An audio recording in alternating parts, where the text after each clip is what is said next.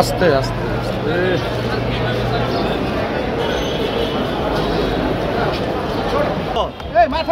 বাংলাদেশের বিখ্যাত শিক্ষিত সজীব ওয়াজেদ জয় সহ আওয়ামী যেই ষড়যন্ত্রকারীরা যেভাবে মানুষকে মিথ্যা ও হয়রানি মামলা দিয়ে ভুগিয়েছেন, তার একটি মামলা হচ্ছেন এই মামলাটি জনাব শফিক রেহমান এবং জনাব মাহমুদুর রহমান সহ এই সিনিয়র সিটিজেনেরা এই মামলায় আসামি হয়ে দীর্ঘদিন রিমান্ড এবং কারাভোগ করেছেন।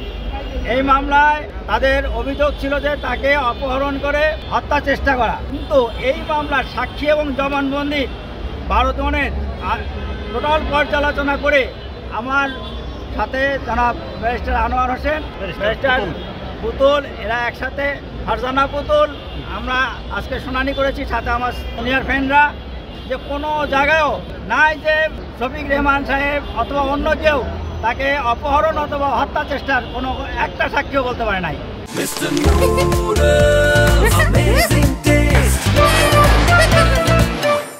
ইভেন সজীব ওয়াজেদ জয় যে সাক্ষী দিয়েছেন সেই সাক্ষীতে বিজ্ঞ আদালতে উপস্থাপন করতে পারেননি।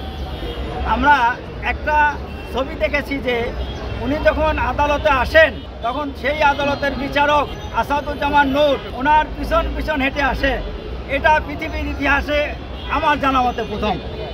আমরা এই মামলায় আপিল শুনানি ছিল, ওনার বিরুদ্ধে 5 আর 2 বছরের 7 বছরের সাজা, এবং সেই সাজায় আপিল শুনানি করেছি। আমরা বিজ্ঞ আদালতকে বোঝাতে সক্ষম হয়েছি যে টোটাল মামলাটাই ভেগ এবং ষড়যন্ত্রমূলক এবং মিথ্যা, এবং তার সাথে কিছু পুলিশ অফিসার যোগ হয়েছিল এই মিথ্যা মামলাটি সাজানোর জন্য।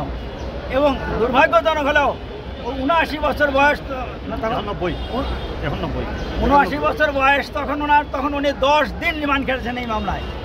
এই জন্য আমরা শুধু এই মামলায় ওনার খালাসি চাচ্ছাবো না, সেই সাথে আশা করব যে সমস্ত ষড়যন্ত্রকারীরা ওনাকে এই ষড়যন্ত্রের শিকার করেছে, হয়রানি করেছে, তাদের বিরুদ্ধে বিজ্ঞ আদালত সঠিক এবং ন্যায় বিচার করবেন এবং তাদের বিরুদ্ধে একটা আদেশ দিবেন, যে আদেশে তাদের বিরুদ্ধে আইনানুগ ব্যবস্থা নেওয়া যায়।